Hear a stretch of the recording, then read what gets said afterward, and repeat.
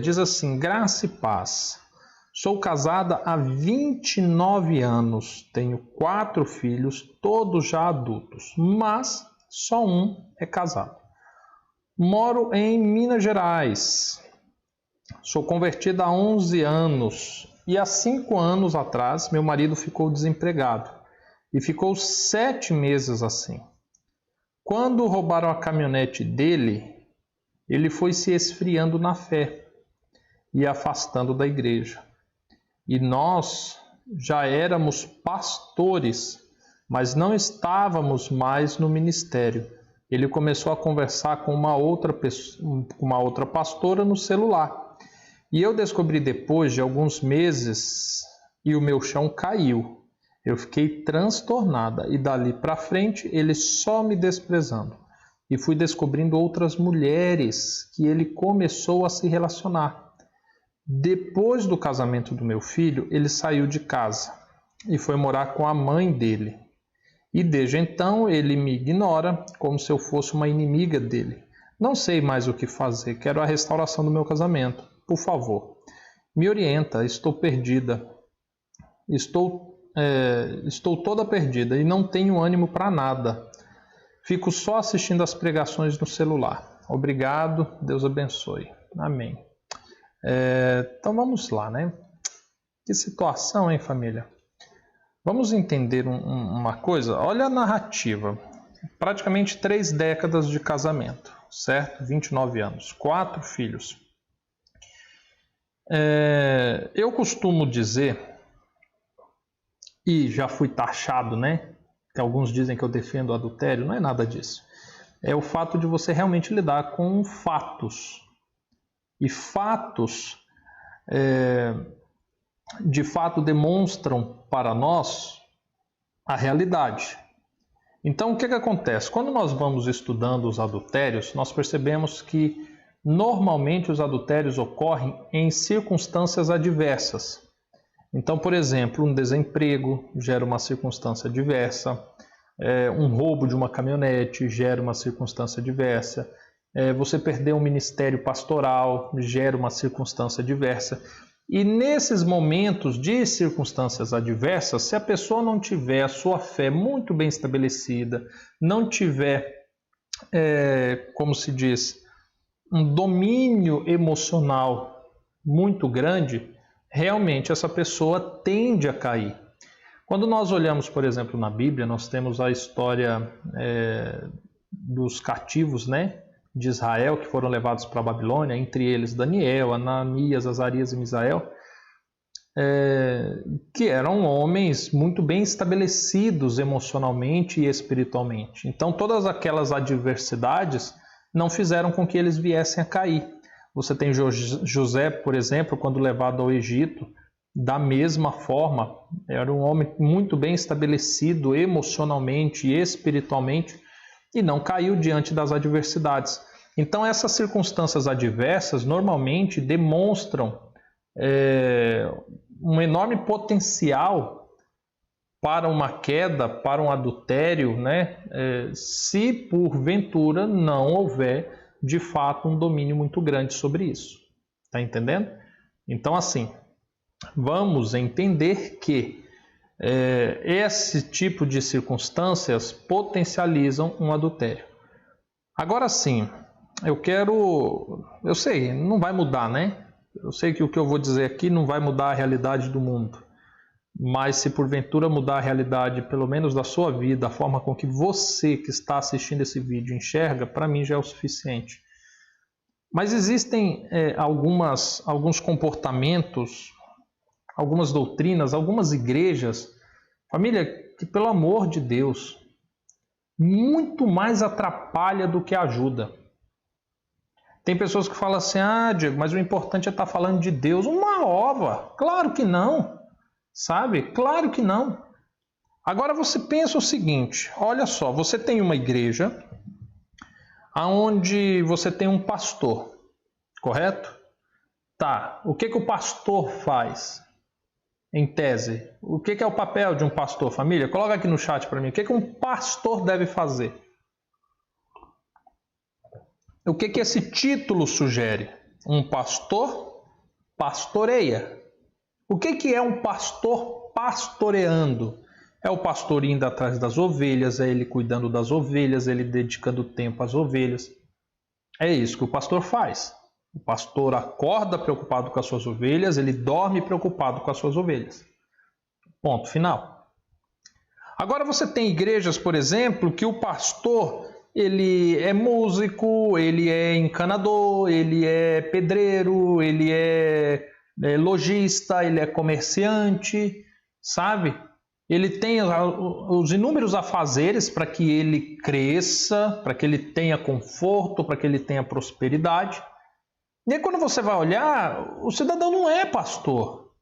Ele recebe um título de honra, mas é só para subir lá no púlpito, para ficar rodopiando, para ficar pregando, talvez, às vezes, copiando da internet, pregações.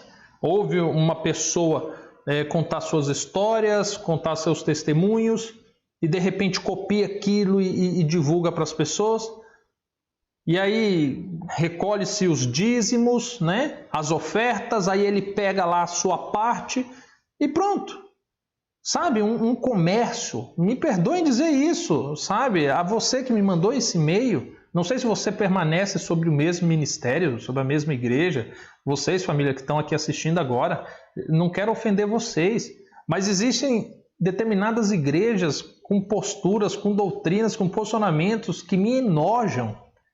E eu fico imaginando Deus vendo tudo isso, sabe? Que é um absurdo. E aí você pega isso, você pega além desses aspectos, que já é um absurdo, porque aí o que acontece? Aí a pessoa fala assim, eu sou pastor. Tá, aí é pastor. Beleza, e aí tudo bem. Você traz sua esposa com uma outra pastora. Vocês agora são uma classe não me toque. É isso. Eu lembro um dia que estávamos fazendo um evangelismo e aí tinha um pastor presente. E aí tínhamos que dormir, né? Na praça para vigiar as coisas, né? Porque tinha tenda, equipamento de som, cadeiras, tudo lá. E aí um pastor pegou e falou assim, olha, eu durmo e tal. E aí passou um pouquinho, a esposa dele ligou brava, sabe? E brigando com todo mundo. Falou assim, olha, porque meu marido ele é ungido. Ele não pode fazer essas coisas. Que nojo. Presta atenção. Quando você já sai desse aspecto e você entra no aspecto do casamento, família, pelo amor de Deus, existem doutrinas que as pessoas defendem assim, Diego, se houve adultério, se o casamento não estava bem, se fosse união estável, se eles estavam em fornicação, separe e casa com outro. Pelo amor de Deus, é uma destruição. Sabe? Igrejas que defendem um segundo casamento não sabem o que estão fazendo, porque destroem vidas, famílias. Você está entendendo isso? Tem pessoas que acham que é simplesmente Diego, isso é apenas teologia. Não é teologia, não é teologia. Presta atenção. Vocês vão vir aqui no Recanto. Vocês virão aqui no Recanto. Eu sei, tem alguns que já compraram passagem, a Josi já está previsto para vir para cá em dezembro, a Silvonete já até comprou a passagem, tem outros que virão também. Mas presta atenção. Se você acha que é apenas uma teologia, Diego, é só uma doutrina, tudo bem, né? Eu frequento uma igreja que eles defendem o segundo casamento, mas tudo bem, Diego. Presta atenção. Você vai vir aqui, você vai passar um dia comigo. Você vai atender casais afetados por essas doutrinas. Você vai ouvir histórias de casais, de famílias destruídas por causa dessa doutrina maldita. Então não me venha dizer apenas uma doutrina. Existem igrejas, pastores, lideranças que dão folga ao diabo. Claro, o diabo não precisa nem se preocupar em fazer o mal. Eles já estão fazendo mal. Então assim, quando você, Maria, no e-mail me diz, né? Meu marido era pastor, mas nós não estávamos no ministério. Ele perdeu o emprego, ficou baqueado, roubaram a caminhonete dele. Você parou para ver que eram tudo preocupações financeiras? Tudo preocupação financeira. E aí eu vou lhe fazer uma pergunta, porque para a restauração isso é importante. Que tipo de pastores vocês eram? Afinal de contas, que tipo de pastores? Ezequiel fala assim, Deus alertando Ezequiel, fala assim que os pastores estão arrancando a lã das ovelhas. Que os pastores estão apacentando a si mesmos, ao invés de apacentarem as ovelhas. Vocês eram desse tipo? Porque o seu marido, por tudo que você me descreveu, parece que era. Aí agora nós precisamos entender uma coisa. Ele caiu porque todas essas coisas aconteceram? Ou todas essas coisas aconteceram porque ele já havia caído? Olha as datas dessas conversas, desses envolvimentos. Sim, porque talvez tudo isso tenha sido já consequência de um adultério cometido. E aí você hoje culpa as circunstâncias. Você pensa assim, poxa, meu marido caiu porque ele ficou desempregado. Hoje eu morro de raiva do patrão dele que despediu. Talvez você pense assim, meu marido caiu na fé porque roubaram a caminhonete dele. Ei, peraí. Talvez todas essas situações aconteceram porque ele já estava em adultério. Você está percebendo? Mas assim, você precisa entender de que lado que veio isso, tá? Diego, aqui é um canal de casamento. A pessoa te manda um e-mail. E aí agora você fica falando da religião, de igreja, de pastor. Não tem nada a ver com isso. Diego, você está magoado com isso? Não estou. Mas por que eu disse tudo isso? Porque você precisa entender, sempre que existe um adultério, sempre que existe uma crise, você precisa entender como é que estão os pilares da sua vida. Seus pilares sociais, seus pilares emocionais e espirituais. Como que estão? Você no seu e-mail, o que você mais me descreveu foram aspectos espirituais e esse aspecto financeiro. Então, eu estou me baseando nisso. Para mostrar para você que talvez o seu conceito de religião, o seu conceito de espiritualidade estava muito longe daquilo que Deus realmente queria para a sua vida. E que pode ser justamente esta base que alicerçou tudo isso que seu marido fez. Você quer responder uma pergunta para mim? Esse ministério, essa igreja que hoje o seu marido era pastor e talvez frequenta ou voltou a ser pastor, não sei. Mas ela acha normal, ela aceita ele se casar de novo? E aí? Destruir uma família e tornar a fazer uma nova família, simplesmente porque foi do interesse de uma das partes, é normal? Opa, então peraí. Se não é normal, então a gente precisa rever isso.